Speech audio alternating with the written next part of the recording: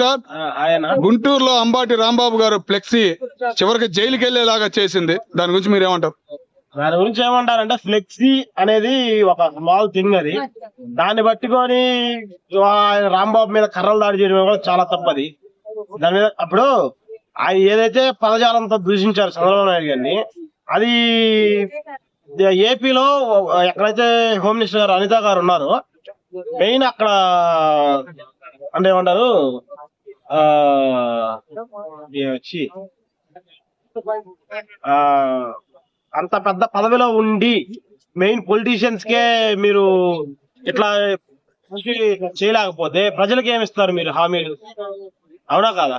ఇప్పుడు అంబటి రాంబాబు అనే వాళ్ళు ఎక్స్ మినిస్ట్రీ, ఇప్పుడు ఒక ఎమ్మెల్యే అంటే మాజీ ఎమ్మెల్యే మాజీ మినిస్ట్రీ, అతనికే మీరు మంచి సపోర్ట్ ఇవ్వలేకపోతే పోలీసుల ద్వారా ప్రజలకు ఏమిస్తారు మీరు? అంటే సపోర్ట్ ఇవ్వాలి అట్లాంటి వాళ్ళకి. సపోర్ట్ ఇచ్చినందుకు కాదు నేను అంటుండేది, పోలీసుల ద్వారా బందోబస్తు చేయలేకపోతే మీరు ఎందుకు అని అంటున్నా. ఇప్పుడు కర్రలతో దాడి చేశారు, ఆయన ఏమైనా జరుగుంటే మరి రాండి కొట్టండి అని చెప్పేసి ఆయన వ్యాఖ్యలు చేస్తున్నారు కదా, రాండి కొట్టండి అని చెప్పేసి అంటే ఎవరు కొట్టకుండా ఉంటారు? నేను అంటా ఇప్పుడు కొడతారా మాత్రం.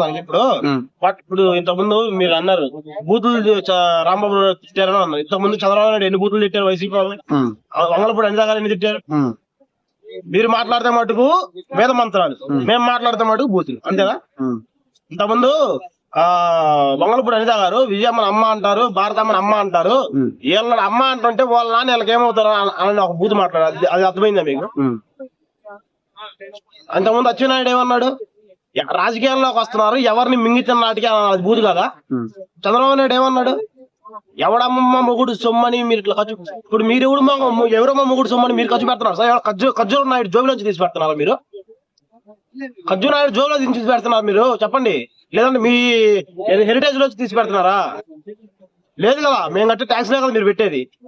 మరి ఆ మాత్రం దానికి ఇంకెందుకు మీరు 40 years విజనరీ అని చెప్పుకోవడం ఎందుకు? అప్పులు తెచ్చి పెట్టడం ఎందుకు?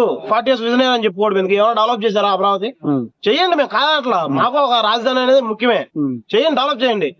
లక్షల కోట్ల అప్పులు తెచ్చి ఏమీ అక్కడ నిర్మించకుండా కంపలు కొట్టి వాటర్ పోసుకుంటే దానికి 100 కోట్లు ఎందుకు చెప్పారు? మరి ఆ వీడియోలు బయట పెట్టి అక్కడికి ఆయన ఆ జిల్లాలో పుట్టినోడే కదా, అదే నువ్వు అంటున్నావు కదా, పైపలతో కంపలతో అంటున్నావు కదా.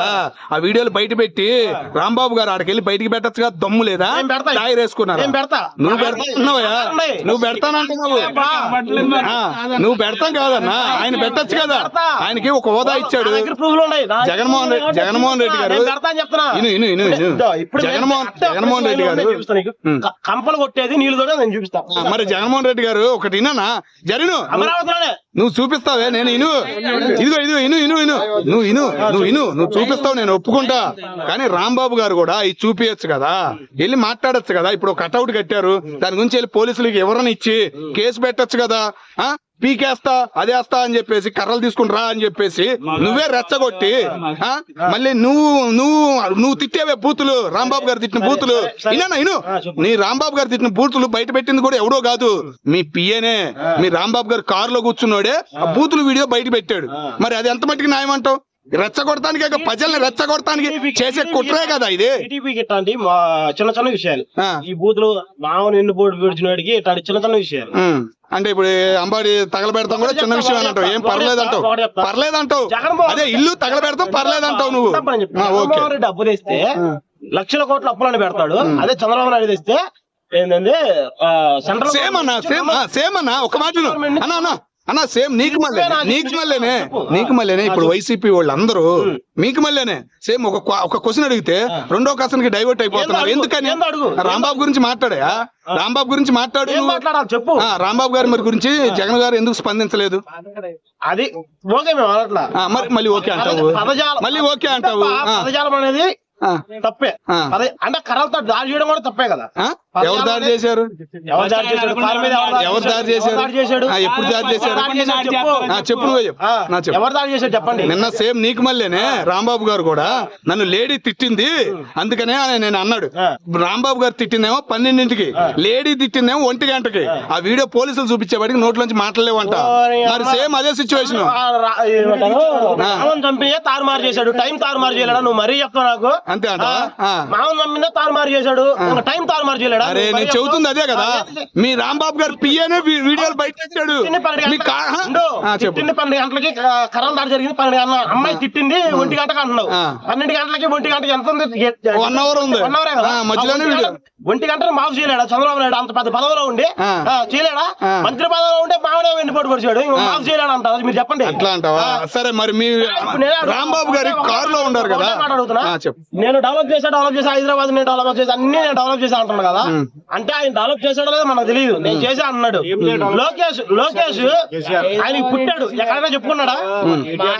ఇది ఆలోచించండి ఒకసారి మీరే. లోకేష్ ఆయనకి పుట్టాడు, ఆయన ఎక్కడైనా చెప్పుకున్నాడా? హైదరాబాద్ నేనే డెవలప్ చేసా, భోగాపురం నేనే డెవలప్ చేసా అన్నాడు. ఆయన ఇప్పుడు చెప్పుకున్నాడు. మరి మీరే ఆలోచించండి. నేను అడిగే క్వశ్చన్ ఏంటి, హైదరాబాద్ ఎందుకు వచ్చింది మధ్యలో? అది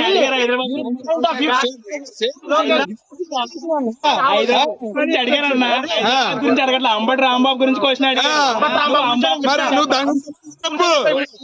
రాంబాబు గురించే చెప్పా. ఇప్పుడు మరి హైదరాబాద్ ఎందుకు వచ్చింది? హైదరాబాద్ ఎందుకు వచ్చింది? క్వశ్చన్ అడిగారు. నేను అక్కడ లోకేష్ అన్న పాయింట్ మీకు అర్థం కాదు. చదువుకుంటే అర్థమయ్యేది.